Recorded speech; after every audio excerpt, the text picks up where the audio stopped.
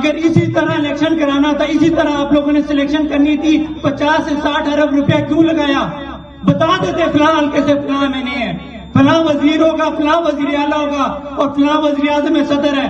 50-60 ارب روپیہ عوام کا ضائع کیا، یہ ڈرامہ لگایا، ڈرامہ لگا کر بعد میں اپنی سلیکشن کرنی تھی تو کم سے کم یہ 50-60 ارب روپیہ عوام پہ لگا رہے تھے۔ ایک نوٹیفکیشن جیسے ابھی جاری کیا ہے، آپ جاری کر کے بتا دیتے فلاں امیدوار جو ہے نا جیت گیا ہے، جیت کیا گیا، ہم نے سلیکٹ کر دیا ہے۔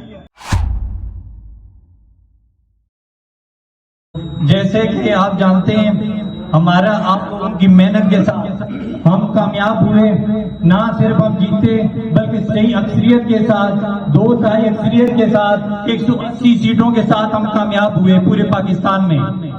آپ لوگوں نے، پاکستانی عوام نے عمران خان کو منتخب کر کے یہ ثابت کیا کہ عوام، پاکستانی عوام کے دلوں پر راج کرنے والا اس ملک میں ایک لیڈر ہے، وہ صرف اور صرف عمران خان ہے۔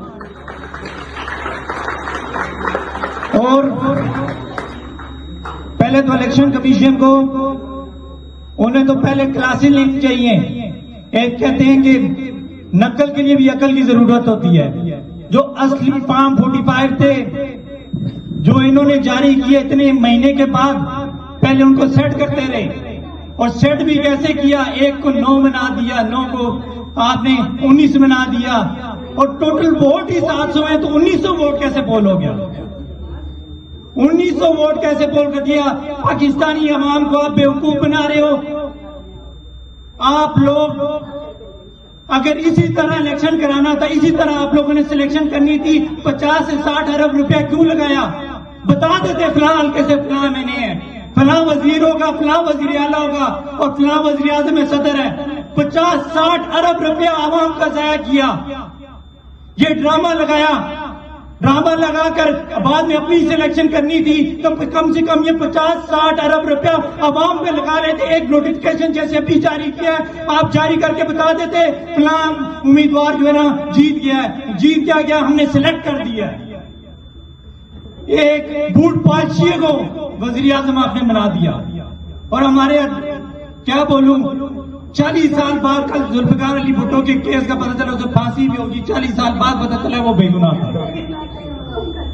بڑے افسوس کی بات ہے، فارم 45 ہم نے خود اپنے ہاتھوں سے لیے، خود اپنے ہاتھوں سے پورے اپنی یوسی کی 5 جو یوسیاں کھننے کی ہم نے خود اپنے ہاتھوں سے ہم نے کلیکٹ کر کے علی بخاری صاحب کو مچائے، 500 کی 500 ہم لیڈ کے ساتھ جیتے ہیں۔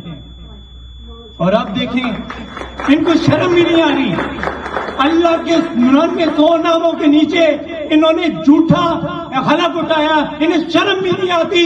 ایک چور مینڈیٹ کے ساتھ اسمبلی میں کس منہ کے ساتھ جا رہے ہیں؟ شرم کرو، حیا کرو۔ جو اثر سیدھے اسلام آباد کے عوام نے بتایا، علی بخاری عوام کا نمائندہ ہے، عوام کا ایم ہے، عوام کا رہنما ہے۔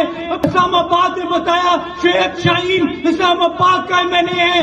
اسلام آباد کے عوام نے ثابت کیا عمران خان کے تینوں امیدوار علی بخاری صاحب اور احمد مغل صاحب، شیخ شاہین صاحب کو کامیاب کر کے بتایا خان صاحب ہم آپ کے ساتھ کھڑے ہیں، شانہ بشانہ کھڑے، آخری دم نہ کھڑے، آپ جو مرضی کر لو ہم کامیاب ہوں گے۔